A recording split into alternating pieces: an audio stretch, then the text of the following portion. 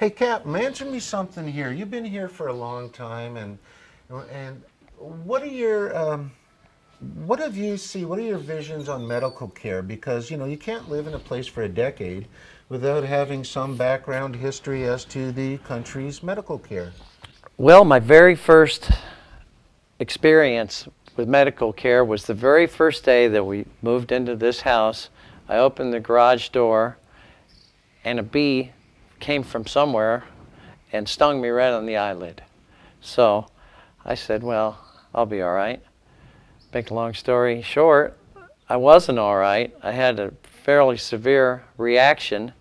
My face got all swollen up. My throat started to close up on me. I went down to the local clinic, and makes my eye hurt thinking about it. Anyway, they took really extremely good care of me, and I was very impressed at the protocols that they followed. They immediately put me on an IV drip, on some saline. They gave me quite a few different injections, and in no time I was on my way to recovering. So I was very impressed, and that's only 3.5 miles from where we're sitting right now is the nearest clinic, and it made me feel a lot more at ease about living here full time if something more dramatic medically was to happen to me. That clinic is open also 24 hours, right? They are.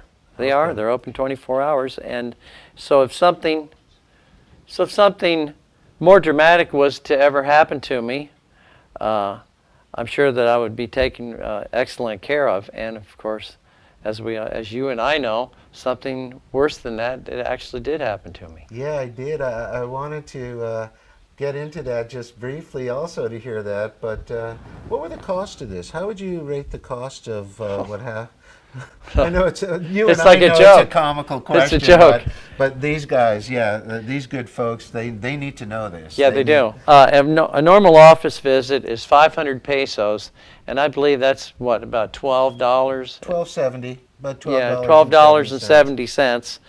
And then there's really, they didn't charge me for any extras. They didn't charge me for the injections, for the emergency room cost. That would have been a couple of hundred in another country. So it cost me basically, they might have added a few extras to bring it up to an even $13 or $14 US dollars. So that's what it cost me. So, it costs something, but it's just an absolute fraction of what it would cost in another country. And then there's a story about when I broke my arm, of course. That was a lot. Go right ahead. I know this one, yeah. Well, that was a lot. This is the problem when you match a medium-sized captain with a large-sized marlin. Right. Well, what happened is, we'll go directly to what happened, is that I broke my arm, a spiral displaced fracture of the upper part of the humerus.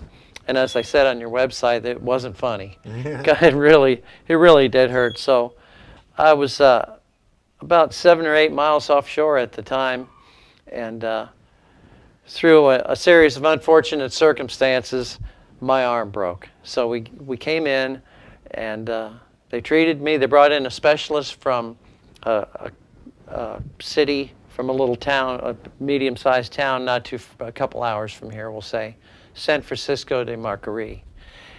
And they brought in an orthopedic surgeon. I had an X-ray. An X-ray is $20, by the way. Had a couple of X-rays. I said, why don't you take another view for $40?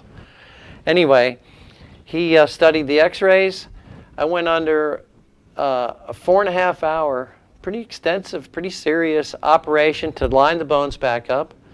They drilled and tapped my actual bone, put a titanium plate in there, all registered with the serial number and everything. I have the plate. I save it as a reminder of what not to do next time.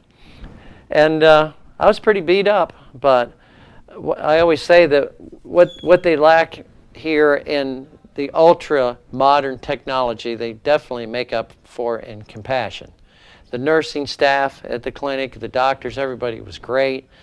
They assigned a nurse to stay up all night with me post-operatively to make sure I was going to be all right.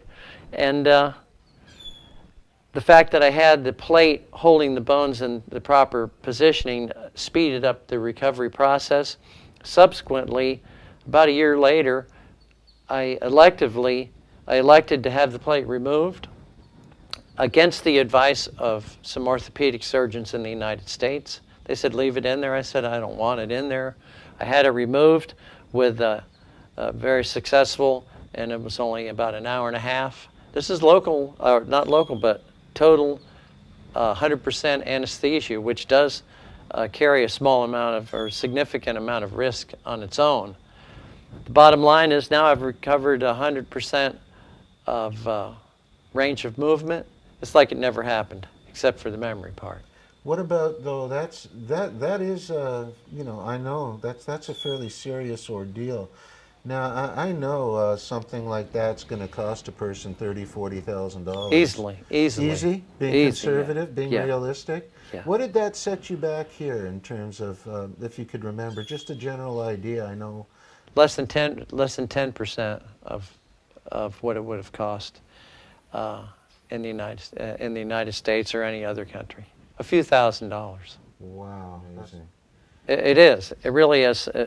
Not that I would want to go out and break my arm again, but as I also wrote on a blog on your very excellent website, it was kind of like closing the barn door after the horse got out. That I went ahead and got health insurance after I realized that I wasn't bulletproof, and that cost me, I think, $35 or $40 a month. It's very easy to apply. There's some certain restrictions. It helps to find out what those are. I think you want to sign up before you reach a certain age, and then there's no pre-existing conditions. But fairly reasonable, or very reasonable, and excellent health insurance is available to offset the costs, which are really insignificant compared to other countries. But that's yet another option in healthcare. So you can get it covered both ways. Before we continue on and go into lodging, okay, you like the fishing. I love it here. You like the lifestyle. Yep. You like the medical. Yep. And you like the food. Let's hear what you don't like about living in the Dominican Republic. Because people know DRescapes, we tell it like it is. If there is your personal experiences or what you feel, that's all we're asking, you know? The internet's a little slow. Okay. Yeah, that's true, but who needs to be in a hurry, though? But seriously. The speed, and I'm being serious, the speed of the internet matches the speed of the lifestyle of the culture. That's a great way of putting it, Randy. Yeah.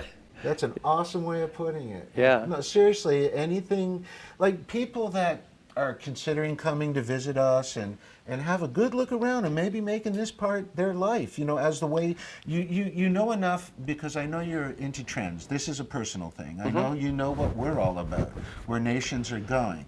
And I know you understand, I've studied that for over 2 decades. That's my expertise and why people listen to me.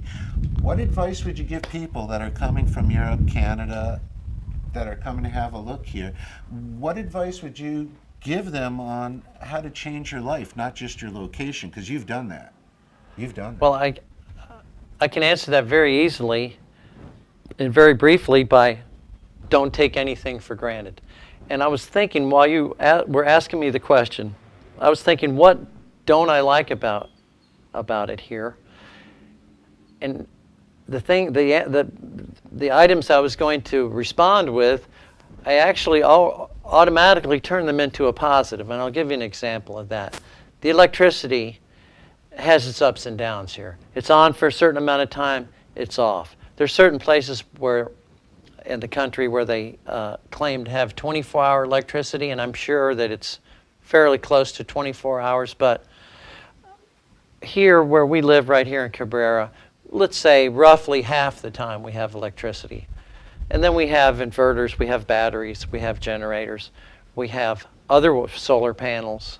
So there's a lot of, I have a solar hot water heater. There's a lot of alternatives to just assuming that electric will flow through those wires 24 hours a day. So it's a bit of an inconvenience, but at the same time, it really kind of makes you a better person by not assuming that everything is going to go 100% right all the time. Because when something fails, and everything is going to fail eventually. You're not really surprised or disappointed. When the electric goes off for an hour or a day or 2 or 3, it's not a big surprise. We're ready for it.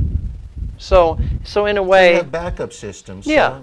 So, So it makes you a little more self-reliant.